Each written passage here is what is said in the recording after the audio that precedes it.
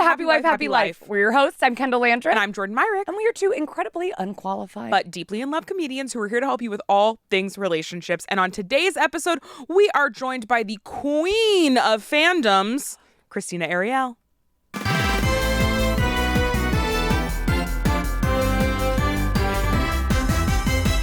You know her from the Star Wars fandom. You know her from the Doctor Who fandom. You know her from Dropout. Krystina Arielle, thank you so much for being here.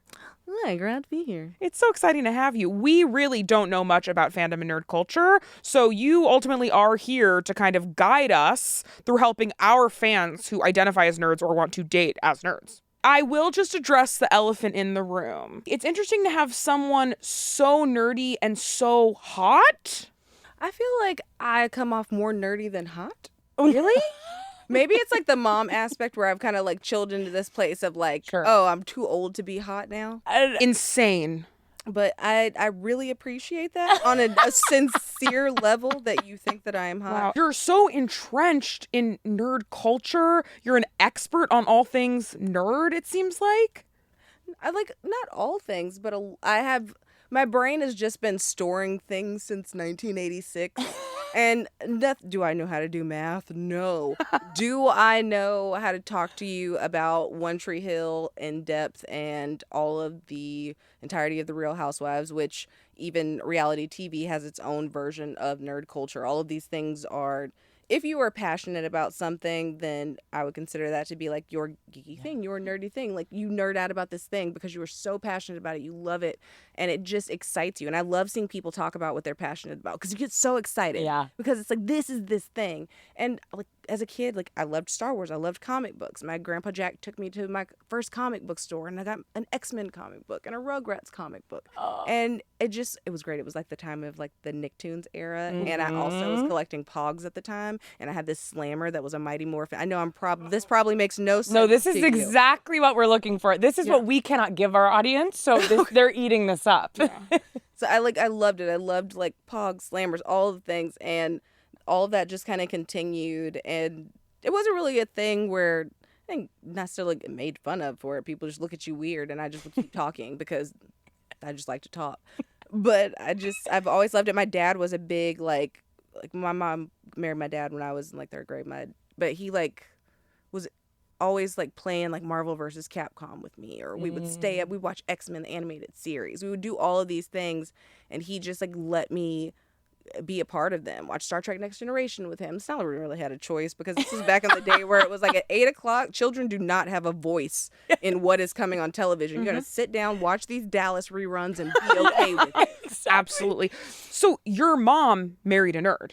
My mom married a nerd. My dad, until the day that he passed away, like had like manga in his drawer, and like when I taught him that he could read it online, he would go in his room like all the time, like, and that was just what he was in there doing, was just sitting there. And he had just like deep voice, so he sounds like James Earl Jones, which is really funny because one time when I was younger, not younger, I think I was like 17, I'd gotten in trouble and he was like, "Child, you hear what I said to you?" And I was like, "Huh?" And he's like, "What did I say?" And I was like, "You have forgotten who you are, so you've forgotten me." And did he like that? Like, he thought he like, it's one of those times where your parents are so upset with you, but they have to laugh because you're hilarious. Yeah. And that is the trouble my parents were born with, because I'm so funny. But, my mom married my dad. My mom, like in her own way, like my mom, her nickname in the house like was Storm too. My sister is extremely into it. My sister's baby shower was a Star Wars themed baby shower. Oh, and God. like we've all just kind of been like that. I think it's this idea that like nerds are one thing or look like one thing, but I know so many people that are just like so passionate about these things. There's a reason that like Marvel movies, all these things have become blockbusters and things like that. And it's because it's a part of all of our childhoods. Like it may seem like it's like intrinsic to one group, but you could love anything. You can be obsessively into anything. Yeah. Football is just like, that's your nerd. Yeah. That's a nerddom. Yeah. You're going to the game, you're collecting multiple jerseys, you're painting your face and getting dressed up. Nerddom. Exactly. Real Housewives. Thinking about the like, also because really Bravo is connected to pretty much anything that you can think of. Sure. Because of the format that they did it, which is founded pretty much on the prisons. When you think about Bravo back in the day, you would think about Inside the Actors Studio. Yeah. Right. And then it became Queer Eye for the Straight Guy.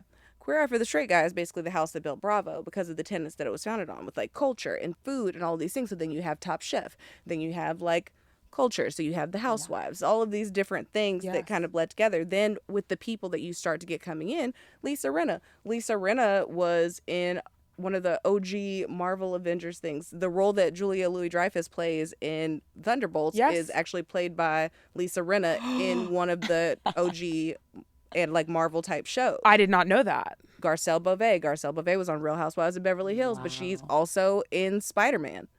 Wow. So like all of these things kind of connect culturally. Larsa Pippen was married to Scottie Pippen, Real Housewives of Miami. Like all of these things and culture, they all intersect in Bravo, which is why it's great. Like it's a feast for me, knowledge-wise, to be able to sit and get deeply into these shows and nerd out about it. But also then I have Dungeons and Dragons. And Dungeons and Dragons is a theater kid's dream. Yeah. You're telling me that I can make up a character who is anything that I want them to be, talk in a wild voice, and then just get lost for a few hours? What if I'm grieving? Process some trauma along the way? Oh, yeah. Like, it is this... Have you LARPed? I have LARPed. I did the, but I did it for Labyrinth. Oh, I was a singing dragon at Labyrinth a couple of years ago. Labyrinth is... Like the Festival of Jareth Labyrinth ball that's held in downtown LA at the Biltmore every year. Okay, I think cool. it's like August or September. See, again, dates, times, numbers, not a thing. Well, that's like it's so true that you can be a nerd about anything. And I feel like the internet has made us all realize, because you learn about so many different things and you have so much access to so many different things, because I have so little information about so much. I did not do well in school, but there are just very niche topics that I could talk about every detail, and they're so unhelpful most of the time, but I guess that's just being a nerd. Yeah, that's your fandom. Like what you choose to be a fan of. And I think it's easy because the gatekeeping part of it always gets to be so much. We don't know what people's stories, journeys are that led them to the place that they are. Sure. If you decide tomorrow that you want to get into Star Wars or you want to get into Star Trek, and you go and once you watch it, you are all in. You start buying merchandise. You start collecting things, watching it religiously. Then that's your fandom. You're a fan of that thing, and nobody can qualify that. Yeah. You have decided that you're a fan of that. So do the thing. Yeah. And it's, what was it? Beyonce said at her concert, she had this big sign and it was like, don't ask permission for what belongs to you. Your joy belongs to you. So somebody doesn't get to come in and tell you can't enjoy this thing because you don't fit XYZ criteria. You go out there and you enjoy the thing and you take up the space. That's true. I think, too, it's so interesting you pointed out football being fandom. I never would have thought of that in that way. But it so is. It's so exactly that. Is. Why do you think that some things get written off as nerdy, geeky, fandom, whatever, like Star Wars and anime and cartoons or things like that, and other things that are just as much a fandom, like football, like the Taylor Swift of it all? Why do those things get written off as not fandom? I feel like a lot of those things are based in stereotype and like our ideal. If we think about a nerd, the first thing somebody's going to think about is like Coke bottle glasses, tape on the rim, just those different things that we've always seen. And it's like that kid in the corner reading a comic book and then the jock comes over and pushes him. But most of those jocks are actually a Troy Bolton. Yeah. Like it's a High School Musical kind of conundrum situation. We just have this idea of what people are supposed to be and these boxes and the status quo of it all, that it's easier to not think of those things as nerdy because of who is doing them. So if you see a group like male sports fans and they're all like buff and and excited, however, like they're still painting their faces and getting dressed up and doing fantasy leagues and doing all of this stuff that is the same thing that we're doing over here. And like I know there's people who have like Bravo fantasy leagues and things of that nature. Like all of these are different fandoms. But it's so much, I think it is just the ideal that this is what this person looks like. This is what this is in my brain. And television and media have reinforced those stereotypes for so long. But then it's also, as we have the internet and we have more access to each other and we're seeing so much of each other in a way that we never have before, that we're seeing that like we all contain multitudes. Right. We all are fans of different things, like different things, but at the end of the day, like, we should be able to come together over those mutual. Like, that's why conventions are so fun. Yeah. You have Yeah. a bunch of people in the same space that love the things that you do, that you're bonding. You don't have to worry, I look like this, I did that. You just are finding kinship. You're finding community. Right. That's like nice. the other day we went to the Ripped Bodice, which is a romance bookstore. I'm a freak for romance novels. I love them so much. So we go. Jordan is you're not a romance novel fan, I would say. I'm not. And the way me and the people at the front counter were connecting, we were both like, oh, have you read this? I just got chills. And Jordan was like, I feel like I'm at a book convention. I feel like I'm so out of my element. Yeah. But it is nice. It's very fun to talk to people who are a pervert in the same way I am. Well, when you say romance novels, do you mean like romance novels? Oh, well, all of the above. Like I feel like I have read, well, and I'm sure there's stuff I haven't, but I feel like I've gone into every genre of the romance. Have you ever read a Zane book? No. Put this author on your list. This is one of my favorite. Okay. The stories are great. They're not for not adults. It's very like tawdry but it's sensual and not like overtly like. It's just a good book. Okay, I love that. They're a great author, fantastic, and I love them. I used to be a Harlequin girl, but like then I got on these and I was like, Okay. Oh, all right. Jordan, what fandom are you in? I mean, partially Bravo. I'm a huge Top Chef fan, have been since the beginning, but also have consumed a lot of Bravo. I watch some of the Housewife franchises, Below Deck. There's a lot of Bravo stuff I consume. I would say I'm big in the horror fandom, so horror movies, TV shows, things like that. I'm very involved in. I guess Movies. You love movies. yeah, comedy. I guess is I don't know. Now Yeah. comedy's a job as an adult, but when I was younger, definitely like I was trying to eat up anything comedy related and improv related. It was very important to me in high school. I feel like those are probably the big ones. But you never went down like a fan fiction rabbit hole as a teenager. No, I don't. I've never really read fan fiction. Was there like a celebrity though that you were like, I'm obsessed? Yeah, of course. Who is that? What do you mean? Like a bunch of them. But would you? But that's who I would like read fan fiction about. I would like look up like I used Hanson. to be like Hanson exactly. Which, if I may, bring up that we recently found out that one of the Hanson brothers follows this podcast on Instagram. Listen, Isaac Hanson follows this page. I don't know if he's an avid listener. Maybe his wife is an avid listener. Sure. But You did tell me that he was following us. I did. And I wasn't going to blow up your spot. I just was kind of going to open it and say, hey, just this is what we know. And I wasn't going to say the source of the information in case you didn't want that out there. I hope he's listening. That was huge. yes, it's very important to me, as Hanson is also one of my other fandoms that I have been in for a very long time. I've seen Hanson in concert, I think 3 times. Wow.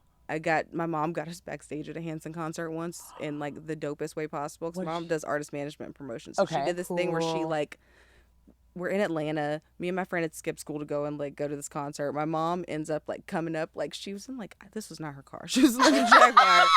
And she like whips it back, just like goes in through the gate. And then by the time she left, we had press passes and we were in the back interviewing like Maria Minna and Hanson. Oh. And my my friend was God. like, my friend loved Taylor Hanson.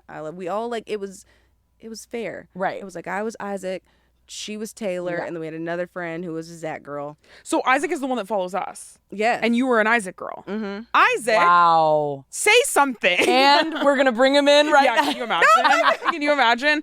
Listen, Isaac, come do the podcast. We'll bring you back. We'll bring Isaac on. We'll just be silent. We won't say anything. we won't say anything. You guys I can think it just- really could be cool. But yeah, I guess bands. I was really into like emo music when I was younger, and then I became like a scene kid. Favorite emo band?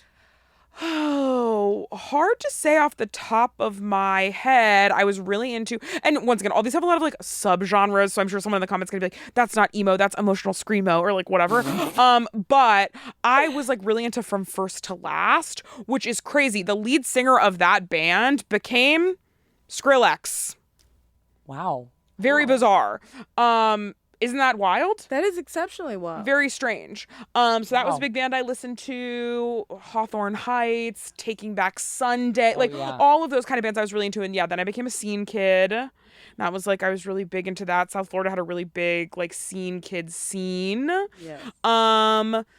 Yeah, I feel like there's like a bunch of... I'm only asking because I'm Fandoms. really trying to unlock Jordan's fandom side recently. Kendahl wants me to read porn. Yeah. And I'm not interested in that. And I don't know Are you trying to get her down the court of Faye and Flowers? Yeah, I'm trying to get Jordan to read some stuff that maybe is not PG. I'm trying to get you to enjoy, or even just really delve into the whole, because even, okay, romance books aside, when I was a kid and a teenager and now as an adult, if I like something, it is, I'm all in. Like there is, I'm getting, which you have this with stuff for sure, but like I'm getting the merch. If I liked a TV show, I'm immediately reading the fan fictions of it. 8,000 fan fictions of it. I'm writing my own fan fictions. They aren't even shared to anything. It's just for me. Like I would get so into it, and I for some reason want that for you because it brings me so much joy. But Well, I'm a classic gal. I'm just watching good old-fashioned porn, and that's not enough for Kendahl, and it hurts, honestly. It hurts me. Why isn't that enough?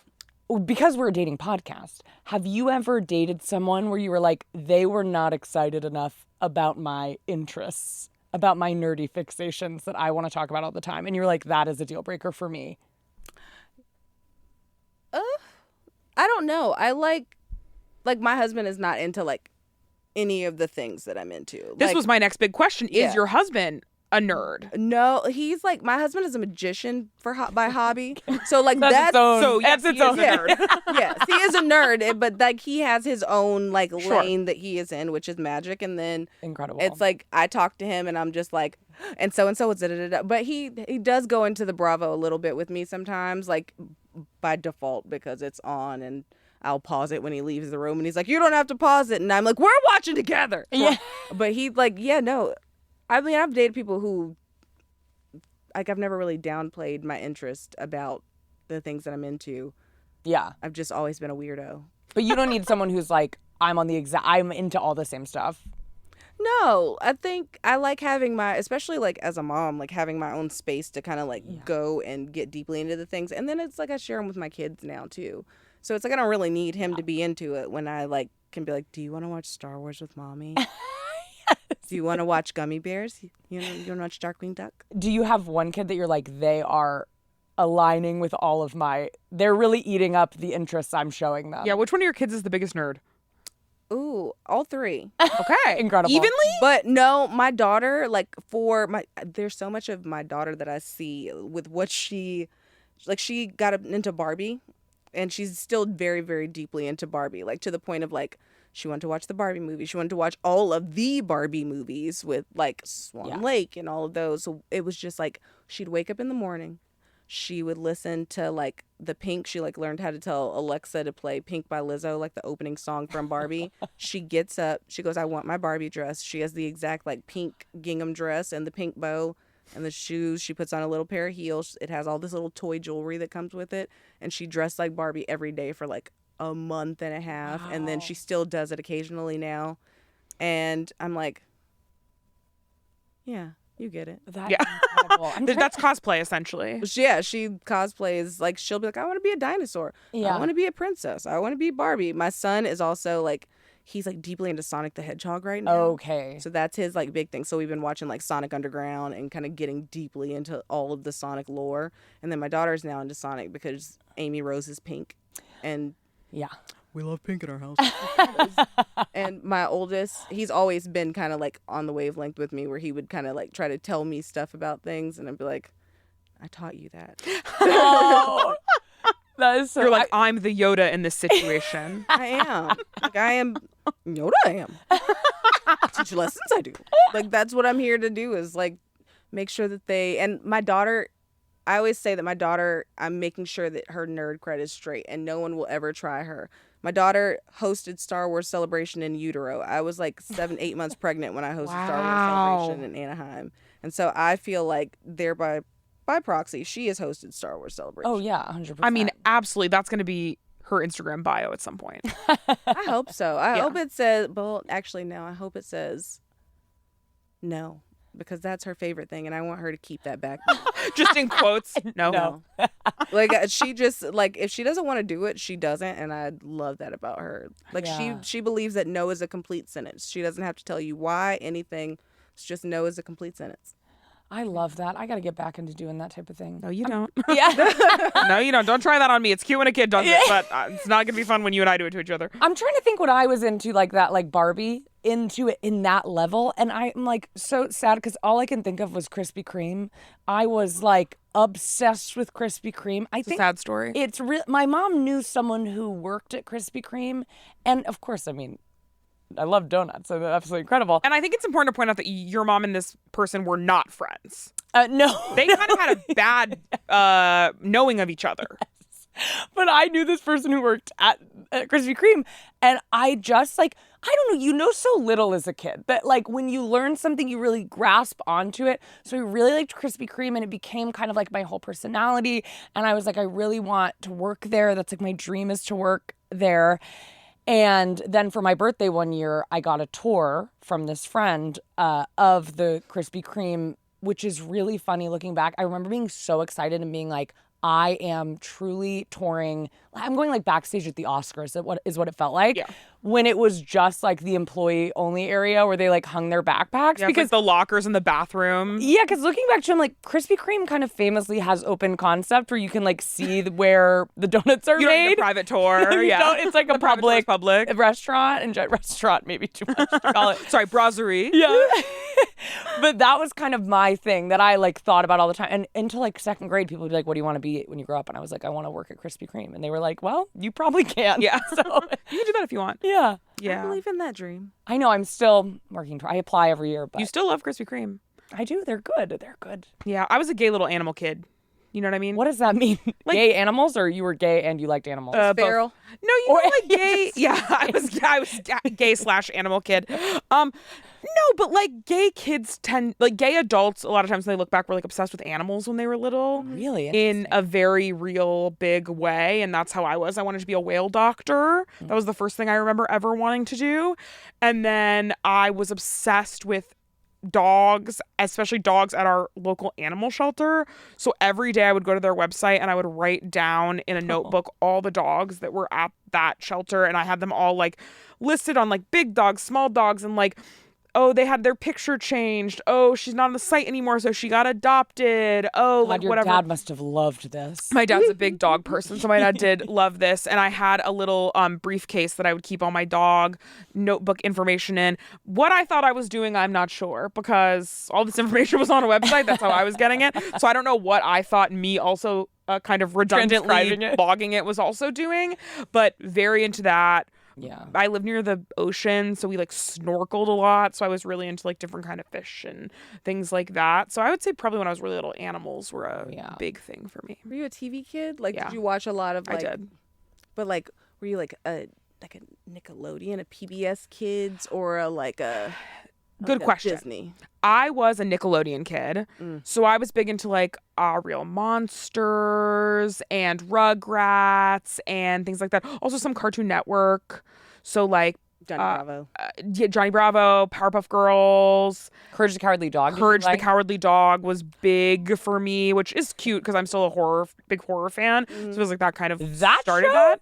Courage the Cowardly Dog Scary. is still kind of scary. It Yes, is. absolutely. Absolutely. But I will say in terms of TV, I think the biggest thing that I was a consumer of, which I think your children will probably also experience, is simply consuming the adult content that my parents consumed.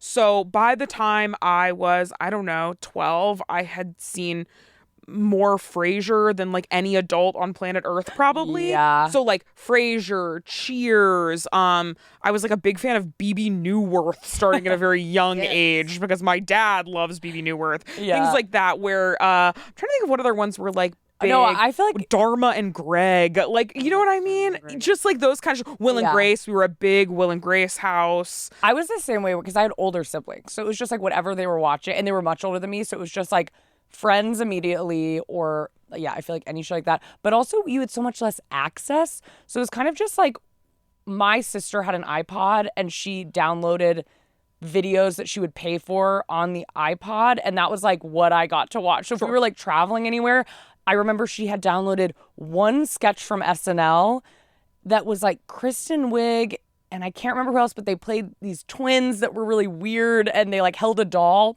It's crazy I don't remember much about it because I watched it probably 8,000 times. Sure. Because it was just when I was out and I was bored, that was the only video I could consume.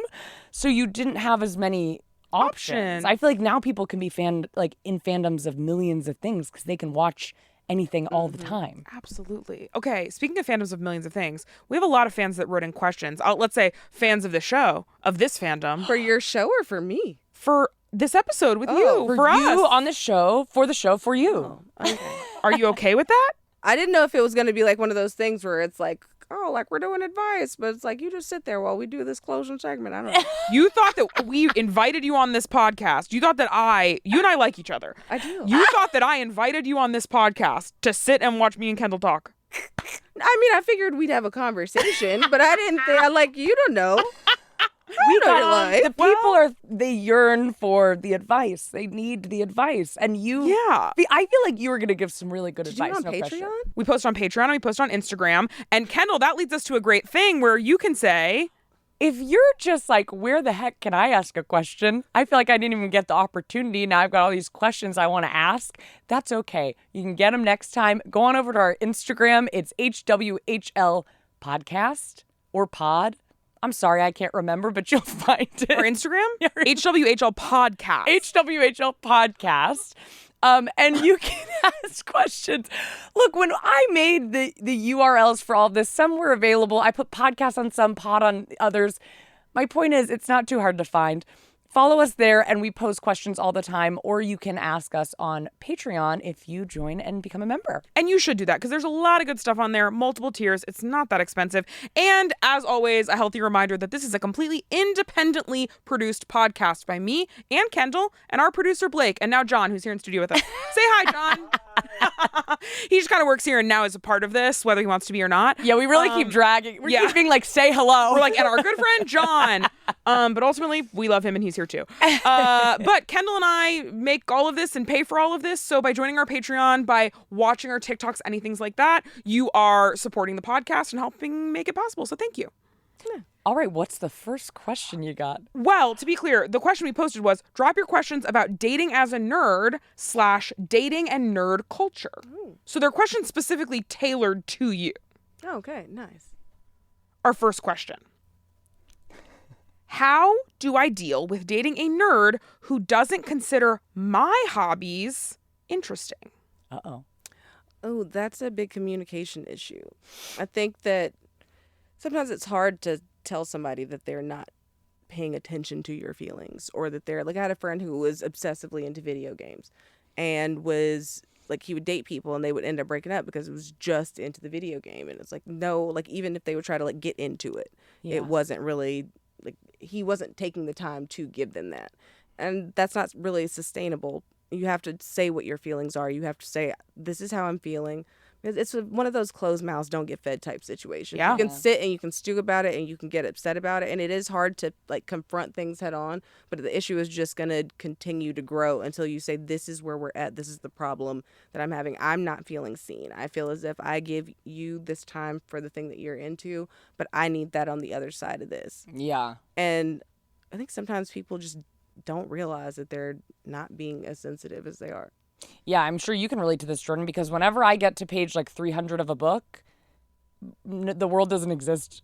I am so rude. I feel what happened the other day? I was being very rude. It was like breakfast, and Jordan like made breakfast. I was like, "Thank you so much," but I was at the climax of this book. It was Got just into an argument the other I was day. eating it up, and apparently I didn't even notice I did this. I didn't say a word the whole breakfast, and I really was like, "That's pretty rude." But yeah, I also, made Kendahl breakfast. I brought it to her. I sat down across from her, was eating the breakfast. She did not look at me or speak to me all breakfast. Thank you. I did say thank you for the breakfast. Is irritating because if I look at my phone for 1 minute, if I get on my computer for 1 minute, Kendahl is in my face trying to sit on my lap being like, you never pay attention to me. What's going on? This is abuse. And so I'm like, you're going to sit here and read your book? You're not even going to acknowledge me? It was really rude. But I ultimately have to be happy for you. Same thing with your horses. Kendahl just started horseback riding. Nice. Kendall's obsessed with it now. And that's all I think about. Even right now, I'm like, when can I book my next horseback riding lesson? I know, and that's rude to both of us, but I am happy for you because I'm happy if you're happy. But sometimes when you're in the zone with something, it's easy to like be just not even aware of your surroundings. And so I think it was good that you were like, hello. Yeah, So absolutely. I think sometimes but being interested, I think you have to, I think we deal with this a lot in like the comedy world where people will be like, oh, I would need to date. I've heard people be like, I would need to date a comedian or someone who gets this world. And I'm like, I think anyone can get anything if they like want to get it. Like I know people who are in this industry and they date someone who's not, and that person is like equally knowledgeable about the industry because they like listen and learn and understand.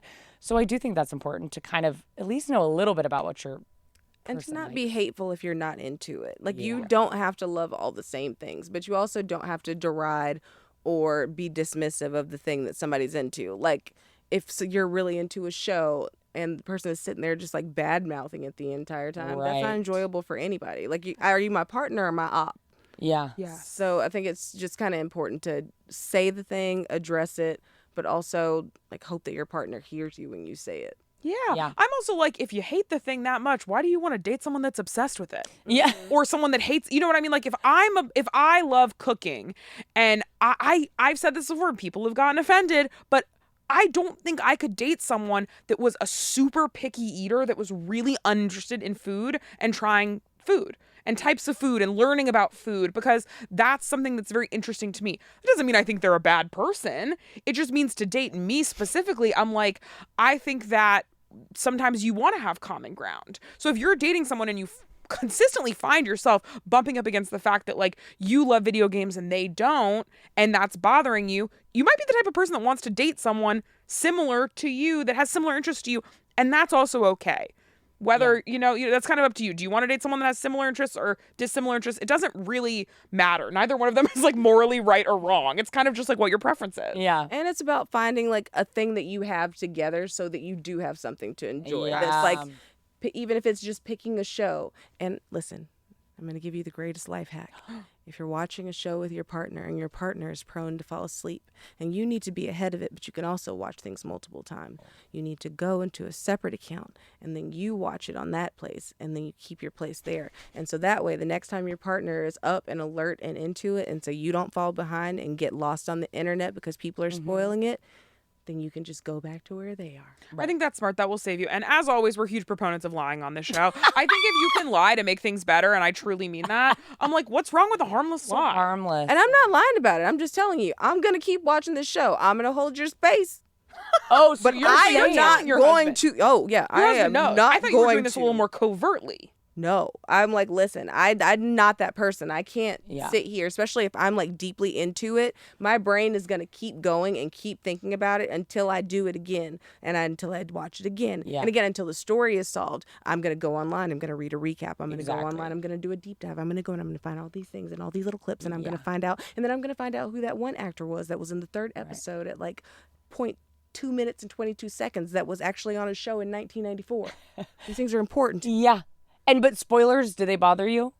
Because to me, a spoiler, you could tell me the very end of a TV show, doesn't bother me at all. I'm like, if anything, it helps me understand what's going on. No, I just treat it like foreshadowing. It's like, Yeah. oh, obviously this is the thing that was coming. I don't care about a spoiler. I'm going to read Neither. ahead. I want to know what's happening. And then when I get to it, I'm like, then I can look for it. Kind of like a little Where's Waldo? I can look and see what's going to happen. You two are wild. That's my problem. I hate a spoiler. I don't even mind at all. Sometimes I'll be reading a book. I'm halfway through the book. I'll just do a little flip to the last page, see what goes on there. I'll go and then read I'm a back. synopsis about episode 8. Unbelievable. Like, Unbelievable. Well, our best friend Lily, I had to have words with her eventually because we would be in a movie theater and I'd look over and she'd be trying to look up on her phone. I'm like, why are you on your phone in this movie theater? She would be looking up the IMDb or Wikipedia page. Lily do? Yes. Respect for Lily do. Absolutely zero. It's no the most respect Lily for do thing I've ever No heard. respect for Lily do. For this, none whatsoever. She would look up the whole plot, middle, beginning, and end of a movie in the movie theater. First of all, if you're on your phone in a movie theater, you're done. You're done. I'm having words with you. Whether I know you or not, we're having words. Second of all, we're watching the movie. I know, but you know what? But Sometimes it's going to I bother need. her until the end, Right. until she needs knows. to take more of her medication because that's unbelievable. She can't watch a movie without knowing what the ending But is. That's sometimes I need too to know, much. especially if it's a sad or like a disturbing movie or a horror movie. I'm like, I need to know what happened so I can calm down so I can enjoy the rest of the movie. Or I'm going to be anxious the whole time being like, is that person going to die? Are they going to break up? I don't want that to happen. I'm not going to a movie or reading a book for any emotions other than calmness. I think you have to adjust. And we live in a world where if there's an appointment television type thing, like Game of Thrones, any of that kind of stuff, I'm terminally online. I have no choice but to see spoilers. People, like, even in Housewives, they now post these clips the day of the episode before it airs, and I'm obviously going to click the button because it's right there, and it says click me, so I'm going to click it. And then I end up like, oh, I've now seen 7 minutes of this episode. I'm still going to watch it. And I'm still going to get deeply into it, and I'm still going to be like, oh, when it happens, if it's good. It's good. All right. Yeah. Wow. I guess drop in the comments. Are you pro or anti-spoiler? I do want to know how people feel about this. I'm indifferent. I'll put it that way. Okay. Like, certain stuff I don't want spoiled. But, like, that's on me to get in there when it happens so that I'm not. And if I can, most of the time I can't do that because I have children. I'm not, like, going to the movies like that. With Sinners, I did, though. I was like, I'm going to be in that theater. And I, like, my kids were going off for a spring break. My husband was going to the office, and then he actually ended up coming in with me because I was going to go by myself and just, like, sit, which is great, going to the, like, I wanted to do it for the first time and just be by myself. And it was just a masterful film. Oh, my God. It was unbelievable. If you haven't seen it yet, you got to go see Sinners. Oh, my gosh, it's so good. Ooh, it's so I know we're having to, like, move on to the next question because I'm like, we could just talk about Sinners the rest of the podcast. I know. I saw Beyonce in the last week and I saw Sinners in the last week. You cannot tell me shit. Yeah. I like the confidence that I'm feeling in a way that I haven't, where I'm like, I will take up space. People are going to say what they want to anyway. Like, I remember there was a certain time period where, like, I, like, not tempered the way that I was. Like, I was still, like, myself, but, like, I got more, like, scared to, like, record things or, like, kind of, like, in my own head about it. And now I realize I should be in my head because I'm funny, not because I'm worried about what anyone else has to say about it. Yeah. I'm not, and listen, I know I keep saying that, and I know that I'm not funny. I'm moderately to severely funny. Please. So, shut up. Moderately to severe. Like, that is extremely funny. You're making me angry. Okay, this person wants to know, how do you define / make sure of what is safe territory when it comes to nerd versus geek versus, like, incel weird freako behavior? Because sometimes, I'm not saying all not all freaks are nerds or geeks and not everyone's the same, but sometimes there can be a lot of crossover. I think in internet culture at large, right? And I think a lot of nerdy fandom stuff happens on the internet, and I think sometimes you can slip and slide right into, like, right off a cliff. Right into bad stuff. And I did read a really good write-up about this and, like, that type of, like, to incel pipeline that exists, because it is easy to be like, oh, like, look at this, they're taking fandom from you, look at all these people coming in here and taking up your space. Where were they when you were crying in the cafeteria? Where were they? Like, well, I know where I was, hiding in the library because I had too much anxiety to go and sit in the cafeteria, so that one's out. I think for me personally, I'm a black woman, I clock a lot of stuff, and with that type of behavior, I feel like the more negative it is, I feel like there's so much money and anger and rage and in the clicks of saying the most negative thing. And those are the ones that you're getting first. So if you go and you're not a discerning person who, like, fact checks or goes and is like, hey, this says that it's NBC.com, but it also says NBC X143777, and I'm not paying attention to that. Like, media literacy is important. And listen, I grew up in the cite your sources era, so I really am firmly in that. But I think people, it's so easy because it's shiny, it's there. Then you have a personality who you don't even realize is, like, slowly but surely, like, getting more and more, like, violent about it and hateful about it. Yeah. And if you've ever had, like, the internet come for you or any of those kinds of things, it's not exactly the most comfortable place to be. If you are going, I look at it like this. If you find yourself not just, like, conversing about a show or an actor or any of those things, if you find yourself at the point where you are harassing a human person that's playing a character or harassing someone that wrote something to the point where it's like you feel like they need to hear your negativity. If you don't realize that if I comment on this page that is this person's page and I'm in the comments like, what a fugly slut, like all of these hateful things, like I hated the way that you played this character, you should die in a fire. Like if you're saying things like that, then you don't need to be online. You need to take a step back. And I think it's hard to realize when you've crossed into that. And I will say my big feeling about this, honestly, is that during the pandemic, we were forced to be so terminally online for any form of a connection. Yeah. And we all have so much unprocessed trauma from that time where we went from living our lives normally to living in a chronic state of fear, trapped in our houses, like only surviving on these small connections that we got online and from our friends and from those little dopamine hits. And if you already were a person who was lonely and isolated, like I still remember like a time before that where I was listening to like, I was still teaching Sunday school. Our pastor at that church had said, like, we live in the loneliest city in the world, but everyone is afraid to reach out. So you take a bunch of people who are already lonely, already sad. I was like, I had just had a baby and was going through like postpartum and didn't know it. And like, fortunately got on medicine like the day before the shutdown happened to like process that. I was scared to leave my house. I already had like crippling anxiety. I couldn't walk my baby outside. It was just like all of these things. And just imagine every person has a story. I think about like my kid was like went from being in first grade to like the next time he's in school is in like third grade. And other than that, you're on a computer. All of those things have combined with the ability to have access to be an asshole to people, or like the abuse of that, the combination of all of those things has resulted in this abusive culture. And we're so desensitized to so much stuff, violence, if it's just, we're so mean. And there's this joy that people find in like saying like the nastiest, neggiest thing to people, that kindness has gotten to the point where it's radical. So if you are online and you see hatefulness, you can counteract that. You do not have to be like, oh, like, I really hate this movie. I need to let the actor, the director, the this, and everyone else know. If you have that big of a problem with something creative, go create something for yourself. Go see how hard it is. Go see how much of yourself that goes into all of these things, and then come back and be that mean and that hateful about someone who has taken the energy to put themselves out there. You have to be discerning enough to know yourself.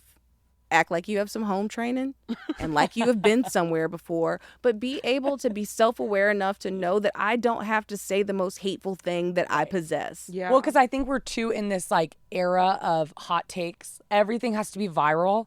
And so everyone has to have a hot take. And it's like what a hot take usually is. It's kind of like a glorified devil's advocate most of the time, where it's just like, what's the negative thing I could say about this thing that people are liking? Yeah, it's just like, oh, and a lot of times I feel like it manifests in like a white person being like, actually, Sinners wasn't good, and here's why. And you're like, you actually don't need to have that. You know what I mean? It's like, you can like or not like a movie privately. Well, but also things have to be so extreme. If it's a hot take, it can't just be, oh, I liked the movie, or it was fine, I didn't really care. It's always either I was obsessed with it or was absolutely terrible. Like I feel like we just watched the show Yellow Jackets, and I feel like the discourse was so intense around it, which is something I'm new to. I'm not really usually keeping up with discourse on stuff, but when there's lesbians involved, I'm like, okay, I gotta see what's going on the internet.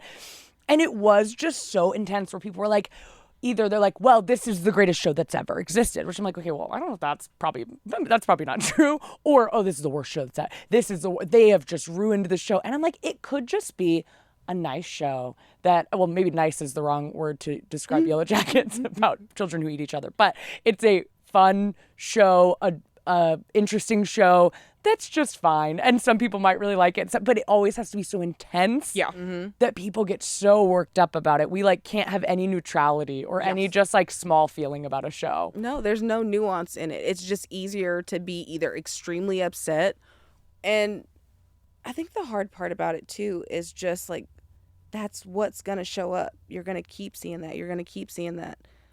And it's easy to use that as a medium to get people to be more hateful and to be more divisive. Like these, like if you go into fandom, like some of these things have gotten so aggressive. I went through a thing a few years ago that was really hard for me, and it's just wild to see, like, when I went through it and you see all these people that are saying like horrible things about you that aren't true, or that have cherry picked things that you've said to like make you this person that you aren't. And my thing is, you could say a lot of things about me. You could say whatever. I don't generally care, or I will laugh at most things. But I believe in kindness. And I don't like to leave people worse than I found them. Sure. I don't like that. Yeah. And I think the thing in those situations, like usually it's like, oh, like this person destroyed whatever. That time period, I was grateful. Like I continue to like show people, show up, show people who I am. So this, you can read an article or you can watch. And then as it was happening and all of the stuff was getting so like heavy, I started to see like my friends, people that I'd worked with, people that I didn't know that I had affected, that are like, that's not who this person is, and that they knew my character enough to not. But not everyone is that fortunate. I feel like we need to just take a beat and remember, like when you get into, I'm hoping I'm answering the question properly, but when you get into that part where it's destroy, I think it's easy to forget that there's another person on the side of that. And so to kind of like, in going through all of that while also dealing with postpartum depression, pandemic, all of these different things, like it almost broke me as a person. Yeah. And so I take that kind of stuff very seriously. Like I have to check myself on what I'm saying online. I have to make sure I'm not going out here and doing something or being intentionally and willfully hurtful under the guise of my opinion. Like everyone feels like their opinion is so important, and your opinion is important. It is valid. Your feelings are valid. Are your actions? Are you out here trying to make someone feel bad? Are you the first thing that somebody sees from your hand, from your account, from your thing? Is it going to be, I hate you, this is horrible, da da da da? What if it's their birthday? You just gave that person a bad day on their birthday because you needed to say the negative thing so bad because you knew that they would see the negative thing, and the interaction culture of it comes into the thing, because it's like, okay, yeah, you're saying thank you to them, but I want you to get mad. I want you to respond to me. And then when you respond to me, I'm going to be like, I'm either going to keep negging you and keep like engaging in bad faith, or I'm going to be like, sorry. Yeah. Like I didn't mean it like what it that. is. And it's because we are yearning for connection so bad. It's like a child like misbehaving to get your attention. I was just going to say, because it's like some of these people, it is like the people they watch on the internet is like their family, which is like so sick and dark in its own way. It can be really cool and fun, but I think it can let some people affect themselves in a really negative way. So then if your mom is not paying attention to you, that's like the classic thing that Super Nanny taught me, is that your kids are going to do is they're going to act out, and they're going to say things that they don't mean, or they're going to say mean things to get your attention. And I think that is kind of what can happen, which is really scary. It's because really I think disturbing. it's hard. Because once again, I think these dropout personalities are not your mom. Well, but also it's like hard because these are unless they are your mom, and then unless Rika Shunker's your mom. Yeah. But also these are adults, which is so hard because recently we've also been watching The Last of Us, which I know was a video game, which we did not play, but I know that is created. People are very passionate about their opinions on The Last of Us. And I guess a girl who was on the show, and I'm terrible, I don't remember a single actor's name or any character's name, but the girl who plays a girl that's bad, I'm going to try to not do Caitlin spoilers. Deaver. I think, yeah. Apparently she was getting so much hate, and I was like, that is so wild, because that she's playing for what her character does. I was like, that is so interesting, and it reminded me of way back in the day when Wizard of Oz came out, and the girl who played the Wicked Witch of the West would like go out into public, and kids would like kick her and like throw stuff at her, but young kids, because they were like, oh my God, that's the Wicked Witch of the West. Also, they had like one movie a year, so they really probably were like, this is a real witch. Soap operas too. When the villains on soap operas that would go out into the streets and like people would slap them or like be like, how dare you put that baby down a well? And just like all of the stuff that like they didn't actually do. Sure. And I think that it is with that parasocial aspect to it that we forget that some of these things, like, especially if this is all you're engaging with, Yeah. like, you are going to feel that connection where you're like, I want to go and, like, talk to this person or see this or did it. If I ever met this person, I'm going to cry. I'm going to fall on the floor. Yeah. But I think it's important to just remember that boundaries are a thing and that people are people. And on the other side of it, especially, like, with The Last of Us, it's the same thing that happened with the same character in the video game. And don't break people.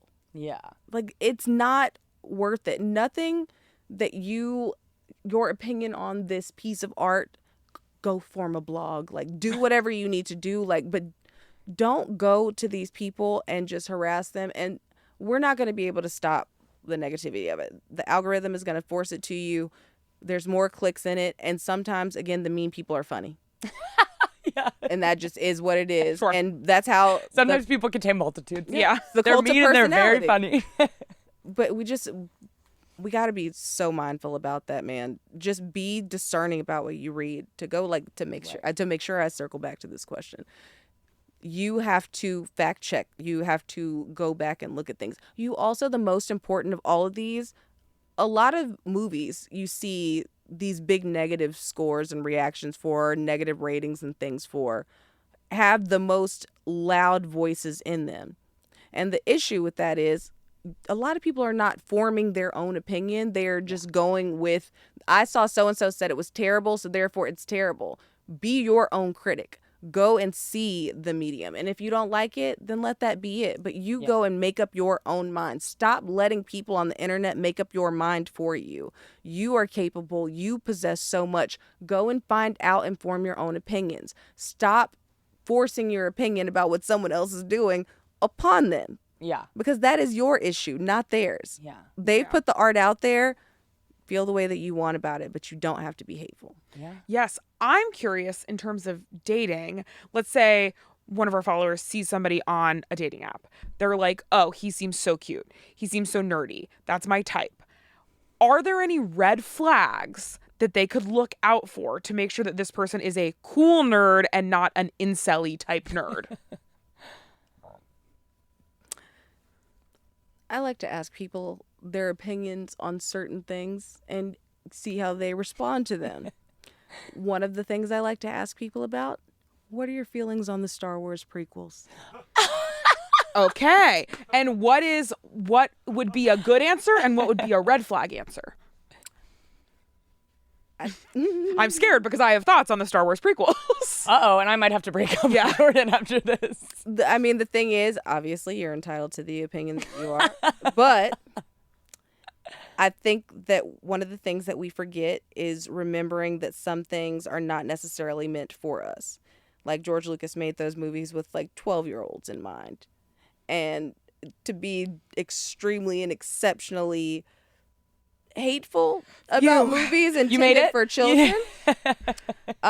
Especially considering, like, I did an interview with Hayden Christensen at Star Wars Celebration in London. It's one of my favorite things in the entire world that I have ever done, because, like, 20 years of hate on this movie, and it took that 20, George Lucas said it takes 20 years for that to come back around. With him, with Ahmed Best, with Kelly Marie Tran, with all of these people, John Boyega, with all of these incredible, kind, wonderful people, to be in a position to see him get his flowers, and, like, that's my, like, I saw that man in movie theaters. Like, those things are, to know what people say and how that affects a person, and how to be able to come back out there to a room full of people that are, like, now realizing, like, oh, this did mean something to me. This was powerful. And to have those kids who at that point, though, yes, the adults who saw the originals were louder, and these kids that got to enjoy it, and that those were their characters, that was their generation, now get to give those people their flowers and be present at those celebrations and give them that feeling of just, like, your art mattered to me. It's like, listen, on One Tree Hill, when Chad Michael Murray as Lucas went up to Peyton and he was like, your art matters. It's what got me here. Like, that's such a powerful thing to say. Yeah. And those things are important. It's like, that interview was so special to me. Yeah. I love that. But to know that, like, to see someone get that emotional and not know that they mattered that much to someone because the other part of it was so loud. Like, I think that's a thing to be remembered, that there's a power in kindness and grace and understanding that some stuff is not for you. Yeah. I feel thoroughly relieved. I'll start by saying that. I love the Star Wars prequels. I was a child for them, and I thoroughly enjoyed them, and I thought they were great. And the costuming of Natalie Portman, and I thought Hayden Christensen's performance, and all of these things, I loved them. I still really like them. They're my Star Wars movies. And but I think that's such a great litmus test on like a dating app or something, because I do think, men that are so loud about hating something so passionately for no real reason that isn't intended for them. I think you could, ask the same kind of questions with like the Lady Ghostbusters, things like that, and get that kind of answer. I think that's so smart. Just wait till they hate something about you. Yeah. And then you got to sit there and deal with that. And like all the like the nitpicking and find someone that can see the positive in a situation. Find someone that lets you have a silver lining, or someone that changes their mind when presented with new information that shows that kind of growth. Yes. And just awareness, not everything is made just for you, which I'm sure is hard to explain to people who most media has been made just for them. Yes. But we see that all the time with like LGBT representation and stuff, where people are like, I just don't like it. When it's like, I'd rather have it be two straight people, or like, why would they change this character to be gay? And I'm like, but we have to sit through that all the time, and we get bored. We would also rather everything be gay, but we don't expect that. I think that is a really smart thing to ask. Yeah, you want your world to reflect the world that you live in. And I think, also another good litmus test, and this is not just a nerd geeky thing. Please. This is in general, if you're looking to see like, what's my world gonna be like? Go to someone's Instagram and scroll back and see how far you have to go to find a person of color or anything of this sort, to know like just like what's your exposure level to like different cultures and people and who they follow. I think can also be a big thing, because, especially if, I'm sure some of our listeners might be younger, and it's like, if you live in Idaho and you don't have a very diverse friend group, that, where you live when you're younger is not necessarily always your fault, and not necessarily always, not your fault at all most of the time. But I think there is something of like, if you feel like what you're shown is something that's not very diverse, going and pursuing diversity in your own space. And a lot of times for young people, that space is social media. So I think if you feel like you want to diversify your life and your mind and your education and things like that, follow other types of people that are different than you. And I think if I were to go follow someone and they were only following all white people or all straight people or all thin people or whatever it is, I'd be like, this is weird. This is like almost a fetish, right? Like, why are you only following one kind of person? I always think about like when Garcelle Beauvais joined Real Housewives of Beverly Hills, and I was losing my mind. Like, Garcelle is like famous. Like, when you think of like, if I were to think about like, I mean, look, Jamie Foxx show, Coming to America, all of these like iconic roles, and there's really like you realize that there's like a black famous and a white famous, because like people were not as impressed as I needed them to be, because it just like her career didn't cross over. It's like the people that grew up, and it's like you either watched like Friends or you watched Living Single, or you watched like Seinfeld or you watched Martin, and it was just like what was it? I think it was like The People versus OJ, where they had like a whole thing about this, and like the jury, like what they were watching, and like part of the jury that was watching, like, it's like, we want to watch Friends, like, no, we want to watch Martin, and like it was just this like, or I think it was Seinfeld versus Martin, and it's like that little conundrum. It's very interesting to me, like that, like it's what you make sure that you are watching things with people that don't look like you or live like you. Like, that's a part of culture. It's why people travel to go and expose themselves to different things. Movies and books and pop culture, all of these things have the means to take you outside of the bubble that you live in if you are willing to step out of it. Well, that's the thing. I think it's like I think some people get so like, but it didn't fall right in my lap. And it's like, it's not going to, because they media makes sure it doesn't, so you have to go and seek it out, and like that is expected of you. So I think that is also important. And give it a chance. And it's like, even like, look again, sinners, like just looking at the richness of the culture, like not just black culture, like Irish culture, how it connects to like Asian culture, like how all of these communities are intertwined. Like that was felt like, and I'm from the South, like seeing like a depiction of a world that looks like mine and that I understand in a different way. It's like those things are important. Those stories are important, and supporting, supporting those stories is so important. Okay, we have one last segment. This is called Normal Nerd or Give It the Bird. So we made this segment specifically for you. We're going to give you scenarios, and then you're going to tell us that's normal nerd shit. It's cool. I like it, or it gets a pass, whatever. Or you give it the bird. Fuck that. That's bad. You're not into it. Mm-hmm. I'm down. Sound good? It feels like a game on Watch What Happens Live. You're like my Andy Cohen. Yes! You like that? I do. Hell yeah. Thank you. Okay. You find pictures on their phone of cartoon characters with boobs photoshopped onto them. Is that normal nerd or give it the bird? I literally just sat with Izzy talking about actually about playing games where you add fake titties to stuff. So I think that's very normal nerd. Normal Yeah, nerd. because to me, I'm okay. like, you have to know if they added the titties or was it something they found on the internet? 'Cause- No context. You just go Got on their phone. Oh, and there she Like is. anime titties? Yoshi with big fake titties. Yeah, like the Reika. Reika's obsessed with this picture of Yoshi with big titties. I feel like you need to consider the friends that we have at Dropout, and that sounds very normal and on brand Okay. for a lot of people that I know. Okay. So personally, I'm going to say, no, in my life, normal nerds. Okay, Common, great. at least. They have a tattoo of the Deathly Hallows symbol from Harry Potter, but they really hate it. They hate that they have that tattoo. Is that normal nerd or is that give it the bird? They regret it. They regret it. They hate that they have it. Okay, then we'll say normal nerd. They're allowed to have that reservation about that commitment that they made to something that ended up being an absolute trash box. Yeah. Absolutely. Because I think about that often. I'm like, not only did a couple people get that tattoo, that is maybe, I would say, one of the more common tattoos. It's like the cross and then the Deathly Hallows symbol is what it feels like. Yes. Yeah, I always think about the fact of like that I never got I think I had that one true fandom tattoo, and that's my like Dungeons and Dragons tattoo, and that's for life. But I think about the fact that I'm like almost did like do like a wand on my finger. Yeah. And how annoyed I would be at this point in life. Like we went to Universal the other day, and my son was like, "Don't you want to ride this thing with me?" And I was like, "I don't. I have absolutely no desire."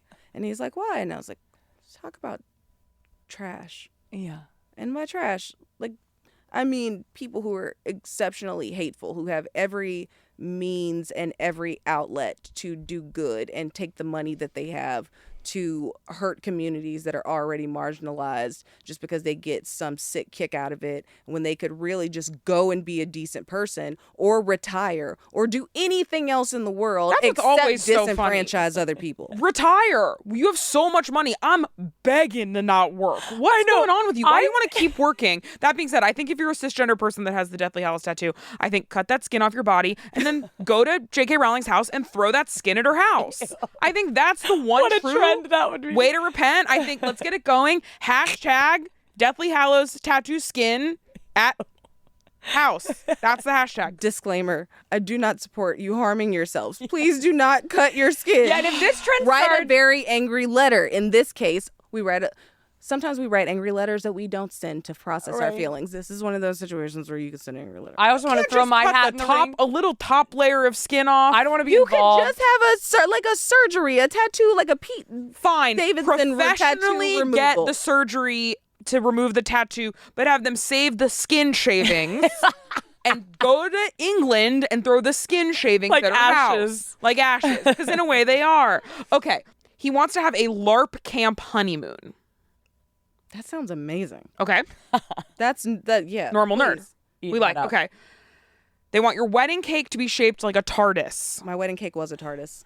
Is that true? Yes. I'm obsessed with that. My house is a TARDIS. My mailbox is a TARDIS. What do you mean your house is a TARDIS? I told my husband I wanted to live in a TARDIS blue house, and our house is TARDIS blue with a white picket fence. It's designed after the cafe that Clara rode off with in Doctor Who. Talk about a gay awakening. Clara, the craziest part about Clara is that I did not really watch Doctor Who, but my freshman and sophomore year of high school, I would just watch compilations and edits of Clara. I didn't watch the show. Oh, I got into Doctor Who originally because of I think it was when I got diehard into it, like obsessively, was because of a fan video that I watched on YouTube that were all these like fan fiction videos of 10 and Rose set to Almost Lover by a Fine Frenzy. Ooh, Fine Frenzy shout out. I have not heard about Yes. a Fine Frenzy in quite some time. And I still will hear that song and like see like clips from the episode Doomsday put together and bawl my eyes out. There, like, it is so important to me. But I yes, love it is absolutely normal to me. Because, like, my husband made my TARDIS mailbox so that I could have a TARDIS mailbox. See, this is what we're talking about. You really don't have to be into the thing, but that's have to supporting your partner's interest. Yeah. Like, he doesn't not care about it, but he wore like Doctor Who socks at our wedding so that when he pulled up his thing, like, you could see they were mine. But like he was in TARDIS socks, and then we had the TARDIS wedding cake because like, Of course. why not? Yeah. That's very sweet. Because that's normal nerd. They want to name your kids Natalia and Yelena because they're such big Marvel fans. Normal nerd or give it the bird? What's wrong with that? That's really cute. What if they're twins? And then Nothing's they're wrong like- with it. I'm just curious. Yeah, that's normal. That's Okay, like great. totally normal. I love that. Okay. I mean, at some point, I think we all read see a thing that we're deeply into fandom wise, and we're like, I would name my kid that. Okay, Yeah. I love. The last one we have for you is they dress as the Joker every Halloween. Normal nerd or give it the bird? They're an adult. Every Halloween, they're dressing as the Joker. Heath Ledger's the Joker. Wow, there's Not a the lot Joker of from the layers. comic No book. like deviation. There's no like each year they do a No, different Joker. every year they're doing the Heath Ledger Joker. Okay, so for they're not Halloween, creative and they're not. and they're an adult. Wow. I mean, I kind of feel like that's also normal nerd. Like, there's somebody out there that is doing that like on a religious And that's not a red flag to you. that they dress as the Heath Ledger Joker all the time. Every They year act for like Halloween? it? All the time, not even I guess just I guess all the time. All the time's not a red flag for you.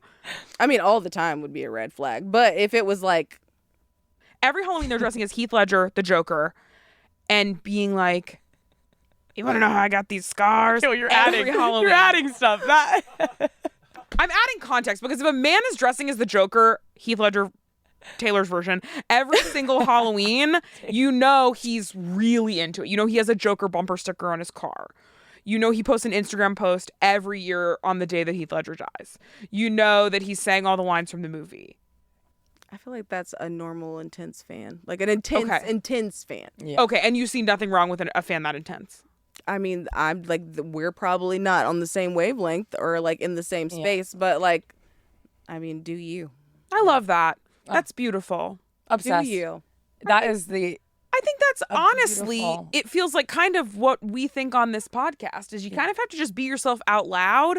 And that's the only way your relationships are going to work. Yeah, exactly right. Exactly right. Thank you so much for listening. Thank you so much for being here. This was such an absolute delight.